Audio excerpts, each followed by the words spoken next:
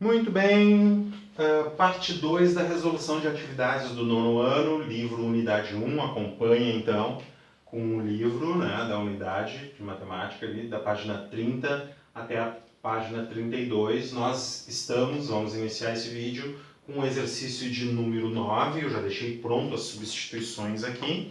Então acompanhe aqui o desenvolvimento, considerando a expressão raiz quadrada de a menos b. Né? A e b são posições para tu substituir alguns valores. Em cada item, né? No item A, o A vale 5, o B vale 4. No item B, o A vale 3, o A vale 3, o B vale 5. Olha só, no item F, o A vale 5, o B vale menos 1. Então já está substituído ali e ele pergunta se vai ser um número real ou não o resultado. Então a gente vai... o livro caiu de novo, me deu um baita de um susto. Eu vou pegar aqui o livro, botar aqui. Muito bem. Então, aqui dentro dessa raiz, 5 menos 4 dá o número 1, certo? Quando a raiz é quadrada, o radicando não pode ser negativo e não é aqui. Então, eu digo que pertence ao conjunto dos números reais. Raiz quadrada de 1 é 1, mas não precisa nem calcular, né? Substituindo o A por 3, o B por 5, então 3 menos 5 é menos 2. O que a gente fala? Quando o índice é par, o radicando não pode ser negativo, e aqui nesse caso eu vou dizer que não pertence ao conjunto dos números reais. Substituindo A por 5, B por 2, eu vou ter raiz quadrada de 5 menos 2 é 3, índice par, radicando não é negativo. Ok, é um número real. No item D, raiz quadrada de 7 menos 3, 7 menos 3 é 4, raiz quadrada de 4 é 2, né? Não preciso nem calcular, o índice é par, o radicando não é negativo, ó, é um número real. No item E, o A vale 1, o B vale 2, então 1 menos 2 dá menos 1, o que acontece? Índice par da raiz, radicando é negativo, restrição da operação de radiciação no conjunto dos números reais. Existe esse número, mas ele não é real. Não é real, ele não aparece, ele não é real. Será que ele é coisa da nossa imaginação? Pode ser. Não é real. Item F. Raiz quadrada de 5 menos 1, ou seja, o A vale 5, o B vale menos 1. Tu tem que subtrair o A e do A tu tem que subtrair o B. Tu substitui isso por 5 menos 1 é mais 1. Então tu tem raiz quadrada de 6. Problema nenhum, ó. Índice par, radicando não é negativo, beleza. É um número real. É um número real. Pronto, terminamos o exercício de número 9 aqui. Vamos para o exercício de número 10. Muito bem. Muito bem, o exercício de número 10 pede para observar as figuras. Eu tenho um quadrado aqui, a representação de um quadrado e a representação de um cubo. A área do quadrado é 529 metros quadrados.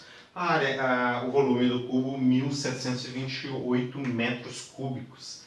Então, as características de um quadrado conta que todos os lados têm a mesma medida, os ângulos internos todos de 90 graus, né? Então, um quadrado tem essa característica. Para tu calcular a área de um quadrado, tu pega esta medida, eu vou chamar de x aqui, e multiplica a base pela altura, é x vezes x, ou seja, a área tu calcula com x ao quadrado. E então existe um número que multiplicado por ele mesmo dá 529. Uma das técnicas, né? Para, de repente, se não quiser decompor, tu vai 15 ao quadrado, por exemplo, dá 225. E daí tu vai procurando. 16 ao quadrado, 20 ao quadrado. Ó, 20 ao quadrado dá 400. 25 ao quadrado dá 625.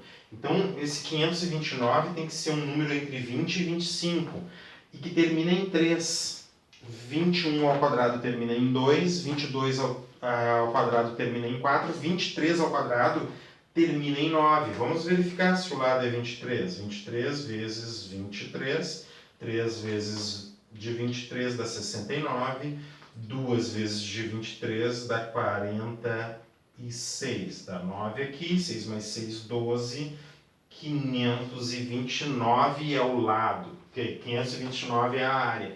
Significa que o lado do quadrado tem que ser dado nessa medida 23 metros, porque 23 vezes 23 dá os 529. Mas o que ele está pedindo, né, nessa ideia aqui? Que um número que tu eleva ao quadrado, ou seja, define essa operação aqui, x, esse lado do quadrado, ele tem que ser um número não negativo, e tal que x elevado ao quadrado dá 529. Aplicando a operação inversa aqui, o x, eu não preciso me preocupar com módulo, né? Raiz quadrada de x ao quadrado é módulo de x, mas eu não preciso me preocupar com módulo porque eu sei que o x é maior ou igual a zero. Então, raiz quadrada de x ao quadrado, x raiz quadrada de 529. E daí a gente acabou de descobrir, fazendo esse probleminha aqui, que 23 é o lado do quadrado. No cubo, eu tenho um número multiplicado por ele mesmo 3 vezes, né? Porque todas as arestas do cubo têm a mesma medida. Então, a base, a frente é x, a profundidade é x e a altura também é x. Então, eu tenho a seguinte situação: x elevado na terceira tem que dar o volume 1728. Ou seja, extraindo a raiz cúbica do lado esquerdo fica x, do lado direito fica a raiz cúbica de 1728, aplicando operações inversas. Então eu tenho que procurar um número multiplicado por ele mesmo 3 vezes, que o resultado dá 1728. Vamos lá, 1728. Poderia ir pela tabuada das potências, né? Mas dá para fazer assim então. Por 2. 1000 dividido por 2, 500. 750 por 2, 350. Então até aqui eu tenho 850.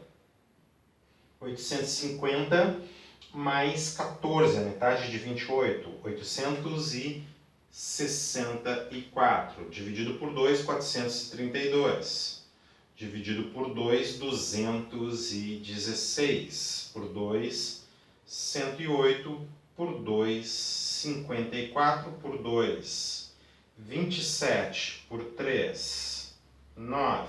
Por 3, 3. Por 3 dá 1. Faço grupos de 3 fatores iguais. Cada 3 fatores iguais eu tenho um representante. Então, eu tenho um grupo de 2, 2 grupos de 2. 2 representantes do número 2. E um representante, a cada grupo de 3 fatores iguais, um representante. Um representante, um grupo de 3. Então, 2 ao quadrado é 4, 3 na 1 é 3, eu tenho aqui o número 12. Então, a aresta do cubo vai ser em metros, 12 metros. Aí é a resposta. Então, a área do quadrado, 23, e a aresta do cubo, 12. Tudo dado em metros. Vamos passar para o exercício de número 11.